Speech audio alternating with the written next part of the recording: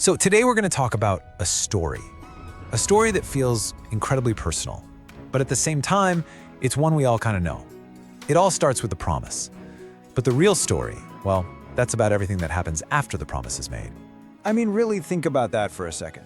After all the big celebrations, after everyone's gone home, when all the noise just fades away, what are you actually left with? It's a quiet question, isn't it? But it's one that just hangs there in the air.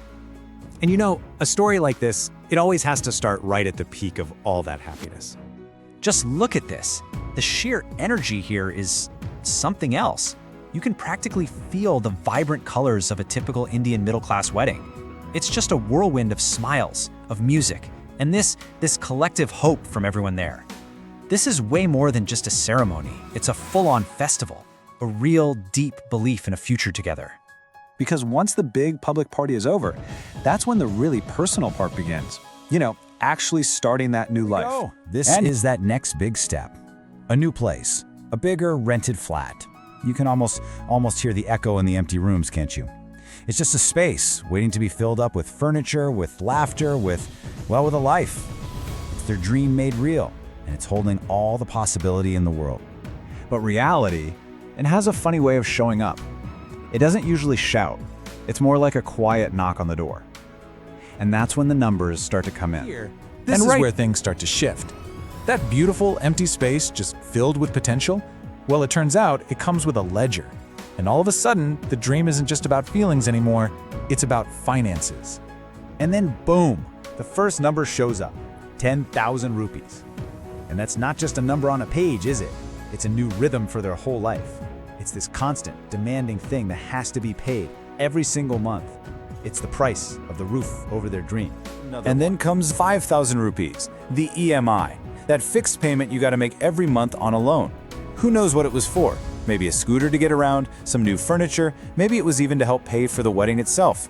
It doesn't really matter. It's just another weight, another fixed point on their financial map. And that's when it all just stacks up.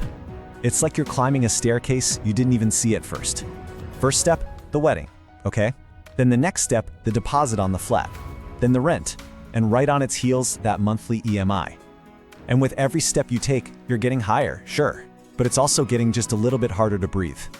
And all that pressure, that weight, it has to go somewhere. It doesn't just disappear. It tends to settle in during the quietest moments. So this is the scene. All that optimism from the daytime has kind of faded with the sun. The home they're trying to build is now full of these moody shadows, and the only thing lighting the room is the cold blue light from a phone screen. She's asleep, but he's not. And this is where it all lands. We see Amit all alone, just staring at his phone. The calculator app is open, and he's just running the numbers over and over and over, almost like he's hoping that a different combination will somehow give him a different answer. All the joy from the wedding, all the hope of this new apartment, it all gets boiled down to this one silent, lonely calculation. That little screen glowing on his face, lighting up all the stress he's carrying by himself. Really what it all comes down to, isn't it? You can calculate the rent, sure. The EMI, well, it has a due date. But that emotional weight, that anxiety that you don't talk about that sits right behind the figures, that's a whole different kind of debt. It makes you realize that the true price of a promise isn't always about the money we pay. Sometimes it's about the peace of mind we trade for it. The real question isn't just, can we afford this? It's, how do we carry the cost You know together? that feeling, right? A moment that's so perfect, so incredibly full of joy that it feels like the whole world just melts away. Well, today we're going to talk about one of those moments and, you know, what happens when reality comes crashing back in. It happened in one of those sterile, fluorescent-lit hospital rooms. But honestly, all I could see was him, our son. The sound of his first cry, wow, that was literally the only sound in the entire universe. In that moment, just holding him and looking over at my husband, Amit, it was just pure, unshakable happiness. Everything felt perfect. And then, just like that, another new beginning. This one we weren't quite so ready for. It was like a clock started ticking, a little reminder that even the most priceless moments, well, they still have a price tag. But okay, before we get into all of that, let's just go back for a second. Let's stay in that perfect moment, you know, that little bubble of pure joy, just for a little while longer.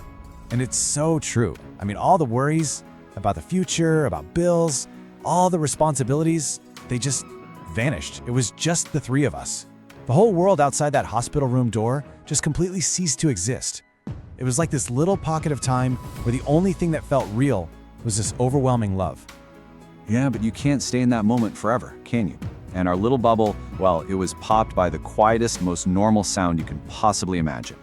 It was the sound of a credit card swiping at the billing counter. Just a tiny plastic click, but with that one sound, suddenly the fluorescent lights felt harsher. The chatter in the hallway seemed louder. All those worries we'd managed to keep outside, they all came flooding right back in. And just like that, the perfect moment was over. All of a sudden, our joy wasn't just a feeling anymore. Nope, it was attached to a number. 24, the number of months we would be paying for that one single beautiful day. And here's the little piece of financial jargon that makes it happen. The EMI, Equated Monthly Installment. I know, it sounds so formal, so detached, but for us, what it really meant was a monthly echo of that day, stretching its financial weight over the next 2 years of our lives. So how does this abstract idea of debt become such a real, heavy thing in your own home? Well, it gets built piece by piece, out of numbers. It all starts fees, right? A number so big it almost doesn't feel real at first. Then comes the action that makes it real. That swipe, the commitment. And of course, on top of that, you've got the interest, the extra cost of borrowing, kind of like a penalty for not having it all right then and there. And finally, you have the result. That monthly ghost that just shows up in your bank account again and again and again. But the real weight of it all, that doesn't hit you during the busy hours of the day. No, it settles in during the quiet moments, usually long after everyone else is fast asleep. Long after I'd gone to bed. The baby would be sleeping so peacefully, but Amit, he'd still be up. The whole house would be completely dark, except for that cold blue glow from his laptop, lighting up his face and a stack of bills on the table. Like there were two totally different realities happening in the same exact room. What he saw was the screen, just a cold list of bills, spreadsheets, all the EMI calculations. But my view, I was looking at him. I saw the furrowed brow. I could almost feel the weight of all this stress on his shoulders. What I saw was our future being calculated and recalculated right there in that spreadsheet. And I just know we aren't the only ones going through this. This quiet conflict, this mix of incredible highs and these silent, stressful lows, it's become a shared reality for so many of us. It's almost like this strange, modern cocktail that new parents are served. You know, at the very top, you've got this profound joy and just overwhelming love. But then, layered right underneath, there's this crippling anxiety and this silent financial stress.